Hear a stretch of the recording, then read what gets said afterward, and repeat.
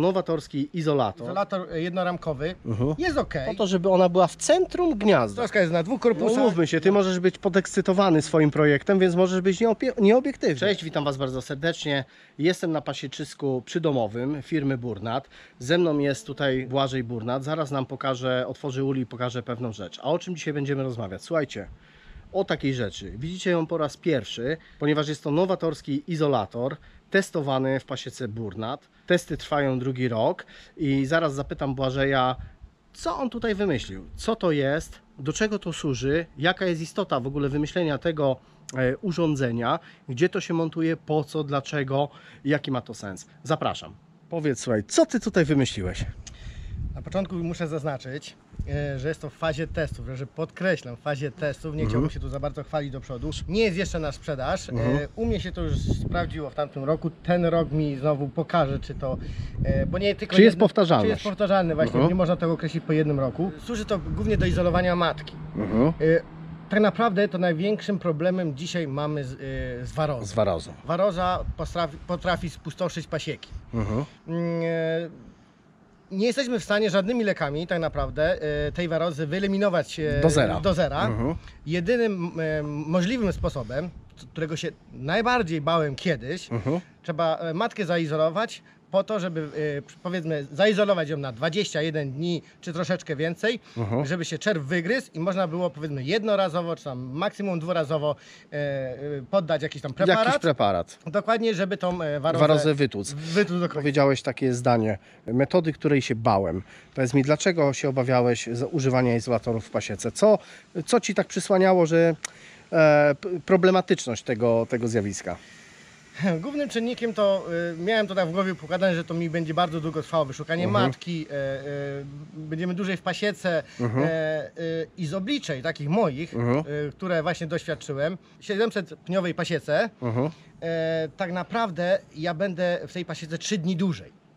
Czyli będę 3 dni dłużej pracował z chłopakami, żeby te matki poizolować. Dokładnie. W przypadku, kiedy tego nie robiłem i trzeba było powiedzmy poddymiać pszczoły wielokrotnie, to się robi nieraz tydzień, 2, a nawet 3 tygodnie i nie mamy pewności do końca, czy tą warozę żeśmy wytłukli, że tak powiem, do końca, czy nie. W momencie, kiedy oddymiamy pszczoły, w jednym ulu jest bardzo mało czerwiu albo nie ma, ale co powiedzmy 10 ul jest jeszcze bardzo dużo czerwiu. No i ten ul, ta rodzina na wiosnę wychodzi najgorzej. Bo trzeba powiedzieć, że jeżeli zastosujemy izolator ramkowy, no to jeszcze dochodzi nam ramka czerwiu, która będzie.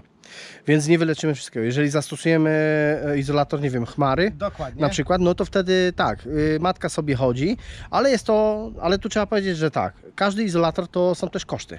Ja może opowiem o tych dwóch sposobach. Izolator jednoramkowy jest ok, pewnie niektórzy stosują i nie mogą tego słowa powiedzieć. Z tym, że no, faktycznie trzeba mieć, powiedzmy, wyciągnąć tą ramkę, mieć dodatkowe ul i znowu uzbierając parę tych ramek z tych uli, zacząć leczyć tą rodzinę daną. No to jest już, dla mnie przynajmniej jest to kłopotliwe. Stosując izolator chmary, bardzo w porządku, wydaje mi się nawet troszkę lepszy niż zwykły izolator jednoramkowy. Z tym, że to jest, można powiedzieć, że trzymamy tą matkę całą zimę w tym izolatorze. Nie mamy do końca pewności, czy ten kłąb, pomimo że powiedzmy matka jest w izolatorze, kłąb czasem nie przemieści się w stronę pokarmu. Miałem przypadki takie, stosując ten izolator chmary, że po prostu kłąb, pomimo że jedzenia na końcu ramki z jednej czy drugiej strony było bardzo dużo, one od matki nie poszły i spadły mi z głowy. Dlatego wymyśliłem swoją metodę, którą nie izoluje matki na całą zimę, tylko na okres powiedzmy no 21 dni, cykl około 21 dni, może troszeczkę więcej, tam 25 dni. Przede wszystkim chodzi, żeby pozbyć się czerwiu, żeby nie było czerwiu w ulu, kiedy ja zaczynam leczenie tego ula. Dokładnie. Czyli żeby jednym zabiegiem zabić możliwie jak najwięcej roztocza. Jak najwięcej roztocza, dokładnie. Okej, dobra, to teraz słuchaj, zajrzymy chyba do ula i pokażesz, gdzie to w ogóle się wkłada, prawda, gdzie to ma swoje miejsce i jak to praktycznie funkcjonuje. Tak. Dokładnie, pokażę. Oczywiście ja mam ulę ostrowskiej, więc w moim przypadku troszeczkę to inaczej wygląda, bo ostrowskiej zimuje się na 2 korpusach. W tym przypadku wymyśliłem to w ten sposób, że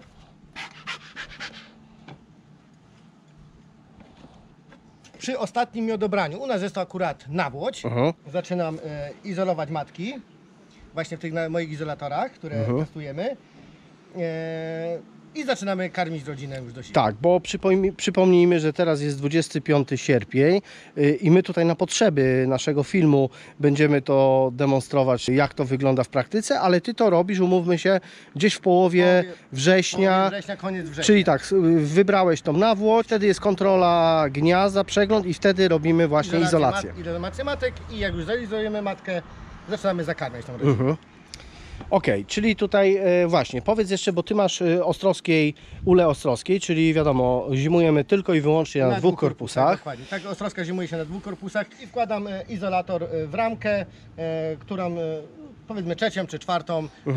Albo zaznaczoną, w sensie, że wiesz, że to jest ta ramka z izolatorem, albo to jest zawsze umówiona ramka. U nas jest zawsze umówiona ramka, właśnie. Jest to powiedzmy czwarta czy trzecia ramka, w zależności tam jaka siła rodziny, ale jest umówione, że pracownik później wypuszczając tą matkę wie, że zawsze jest ta sama ramka. Czyli wie, że zawsze na przykład trzecia ramka od lewej strony to jest ramka z izolatorem. Tak, dlaczego? Dlatego, że wypuszczanie potem matki może się odbyć w bardzo niesprzyjających warunkach, czyli nie wiem, bardzo brzydka pogoda, zimno. No 15, załóżmy, że zaizolował 15 września i dopiero gdzieś w listopadzie, załóżmy 10 ją otwierasz. Już może być zimno, więc jasne. Zależy nam na tym, żeby jak najszybciej ulę otworzyć, tą ramkę właśnie określoną, która już jest tam włożona, matka. Wyciągam do góry, czyli mniej więcej wygląda to tak. Jest trzecia, o. Matka, popatrzcie sobie, chodzi sobie w środeczku. Czyli tam jest matka już zaizolowana. Tak, widać nawet z opalitkiem żółtym tamtegoroczne. Czyli tak, ona została zaizolowana, pszczoły są karmione, one układają sobie pokarm, czerwiu się w tym momencie, czerw się nam w rodzinie wygryza.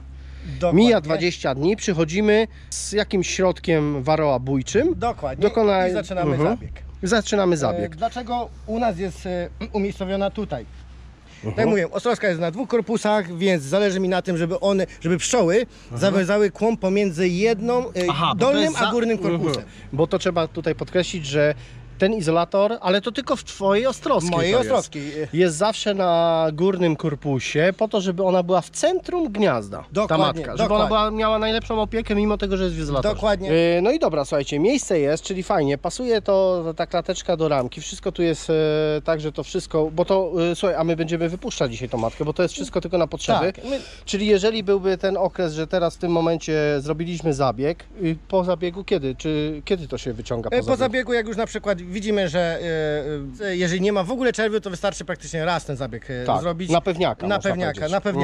Ktoś, jeśli będzie się bał, obawiał, może zawsze to powtórzyć, nie ma problemu. I też o co chodzi? O to chodzi, żeby tu będzie może troszkę gorzej, no bo ten izolator był włożony dzisiaj, no właśnie na potrzeby filmu, ale chodzi nam o to, że pszczoły potem to zasklepią, więc jednym ruchem bardzo szybko, nawet w bardzo niesprzyjającej pogodzie, otwieramy izolator. Jednym ruchem otwieramy.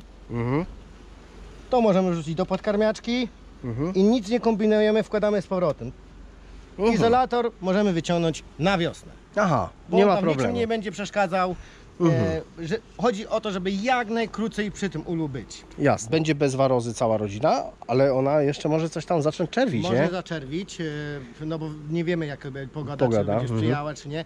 Ale jeżeli zaczerwi, to nie będzie tej warozy. A jak nawet się przyniesie, to jest wszystko pod kontrolą. To już jest pod kontrolą i to jest na tyle niewielkiej ilości, że ta rodzina będzie miała możliwość To jest w fazie jeszcze Twoich testów. Dokładnie. Być może drugi rok pozwoli Ci ocenić skuteczność tej metody i być może w trzecim roku oficjalnie powiesz coś więcej na ten temat, że jak gdyby podpiszesz się pod tym, że warto to stosować, sprawdziło się u mnie w pasiece i tak dalej. Tak? Dokładnie tak będzie, ewentualnie na pewno mi nasuną się jakieś, być może jakieś wzmianki, po to się próbuje, po to mi jest potrzebne te 2-3 lata, żebym mógł z produktem, który ocenić go na tyle, czy nawet mam też parę osób takich, które już dałem, żeby też... Aha, czyli Twoi tacy pszczelarze... Testuję no po to, żeby nie tylko wyrazić swoją opinię, ale opinię też... No umówmy się, Ty możesz być podekscytowany swoim projektem, więc możesz być nieobiektywny, a oni Ci powiedzą... I dwie głowy to nie jedna. Dokładnie. I trzeba naprawdę posłuchać wszystkich opinii. znaleźć wspólne rozwiązanie, Tak. posłuchać co kto Tak. też na ten temat myśli. Tak, i później albo to się nadaje, albo się nie nadaje. Dokładnie. koniec. Ewentualnie wprowadzać zmianki jakieś, czy kombinować coś z czymś innym. Dobra, Błażej, no dziękuję Ci za podzielenie się jakimiś tam nowinkami. Są jeszcze nowinki inne, które tutaj pokażemy dzisiaj na filmach. To znaczy ja dzisiaj będę kręcił, ale pewnie z czasem będę to publikował, także zapraszam Was do subskrypcji, do oglądania. Pamiętajcie, łapka w górę, komentarz, na pewno zwiększy się zasięg tego filmu. Dzięki temu więcej pszczelarzy będzie mogło zobaczyć, co tutaj się prezentuje w różnych pasiekach, co wielcy pszczelarze, jakimi ciekawostkami dzielą się z nami. Dzięki. Bardzo dziękuję.